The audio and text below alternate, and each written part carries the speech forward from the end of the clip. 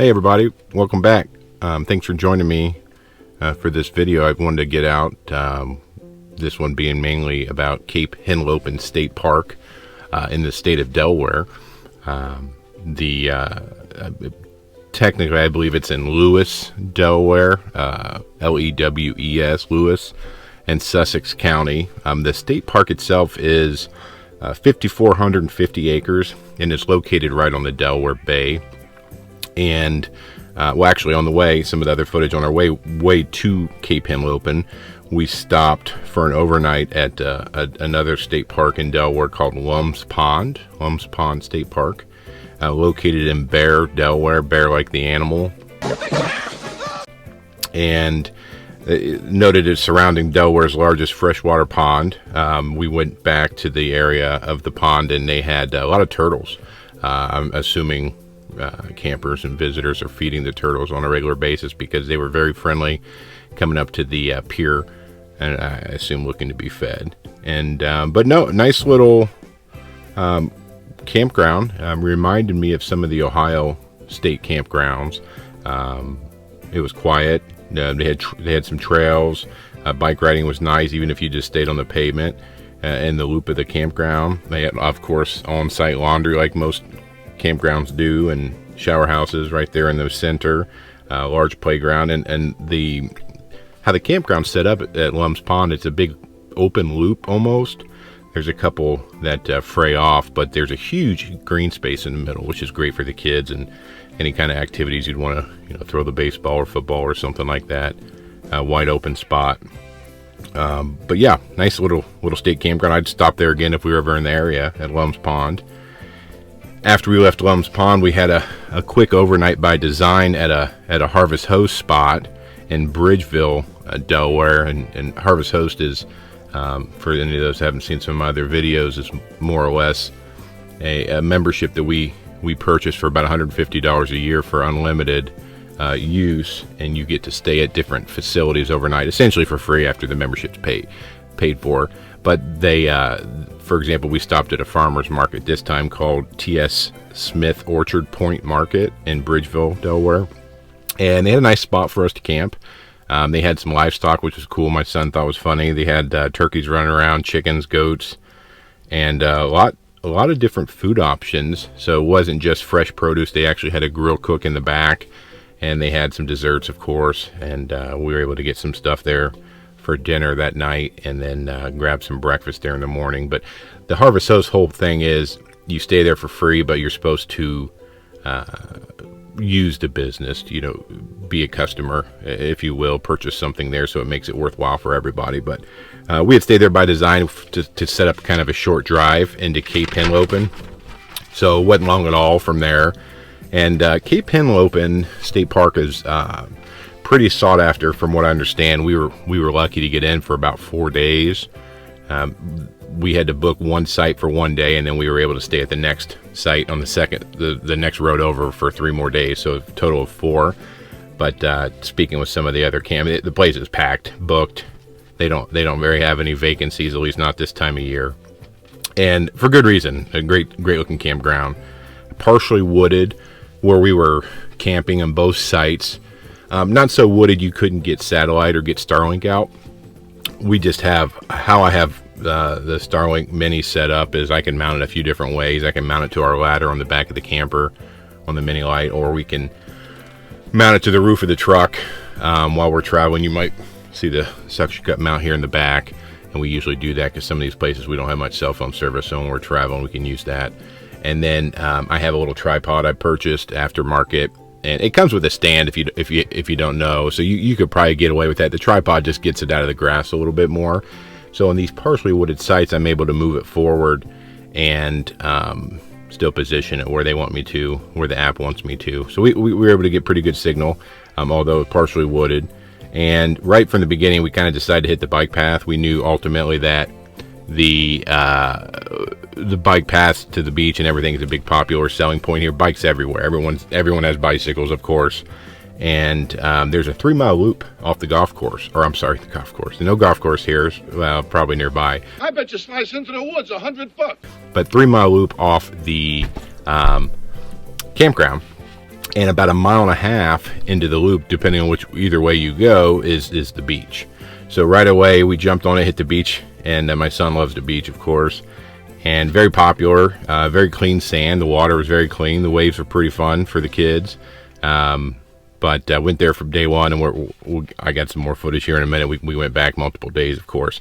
Now, another great thing, or interesting thing, that this Cape Henlopen State Park has is they have Fort Miles there that's present on grounds, and you can tour and visit, and they've got, you know, different things and cannons up on the hill that you can take a look at, and placards and things you can read about the history, but pretty interesting. So for what I understand, during World War II, the U.S. Army built Fort Miles, and there's many bunkers, there's concrete observation towers all throughout, underground gun batteries. But I guess there was this area, because how it overlooks the water there, the bay, was very important for a lot of different wars, from what I could tell. So Navy and Army, U.S. Navy and Army, during many wars: American Revolution, War of 1812, Civil War, World War I, World War II, of course. This was evidently fairly strategic overlook, and you'll see, I think I got some footage of how some of these cannons are mounted up and over. They see pretty far out up over the ridges, so a good vantage point. Then we, of course, check out the camp store like everywhere we go. I think my son probably got a popsicle or something. But it's in the center of the campground. There's a playground right there, shower house, of course, laundry facilities. I don't know if we use their laundry facilities, but they're there. I don't know, probably around $1.75 or $2 a load, or per machine is usually what we see. And then another thing that's nearby that's an attraction that we wanted to check out was Rehoboth Beach, if I'm pronouncing that correctly. I don't know if it's Rehoboth or Rehoboth.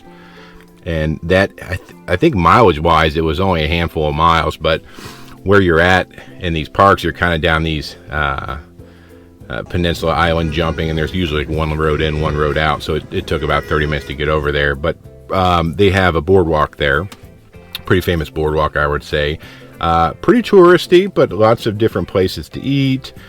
We went to a pizza place right before you got to the beach, but it had a second story, which was kind of cool. You could see the water. The beach seemed to be pretty popular as well for a weekday. And ice cream shops it seems like every 50 feet, ice cream shops, candy shops, souvenir shops. So touristy but fun.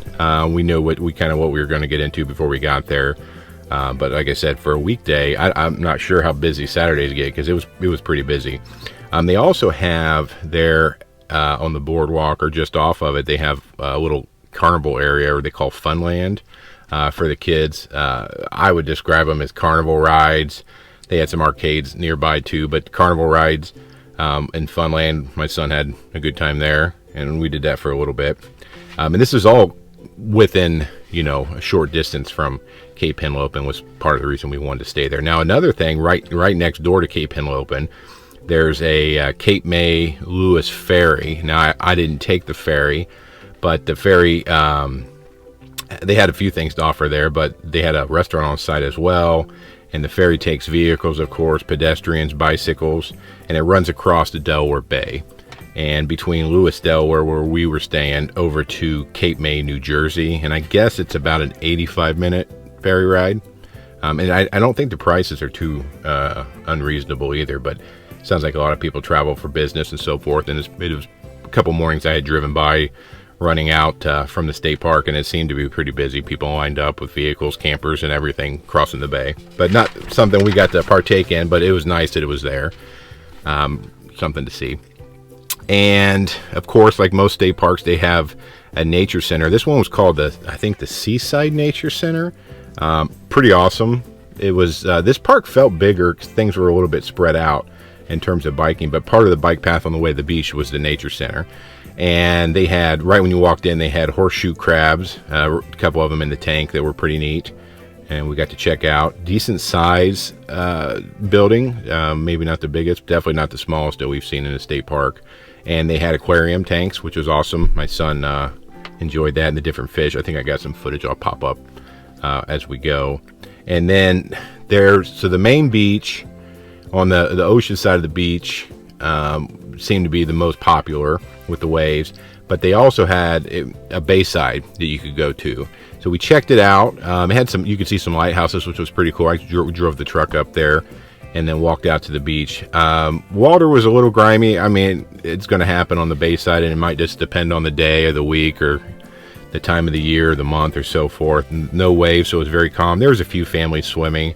Definitely not very popular, but if you're looking to get away from some of the waves crashing, the bay's fun. My son likes the waves, so we usually end up on that side if that's our choice between the two. And you know, this state park, as I mentioned earlier, is so biker friendly. Even if you biked out of the campground, you know, there's bike paths everywhere. You can bike all over the place. So we rode our bikes every day. We also were able to see some wildlife, some different things. I think I don't know if I got it on film, but we definitely saw some deer. I think I got that.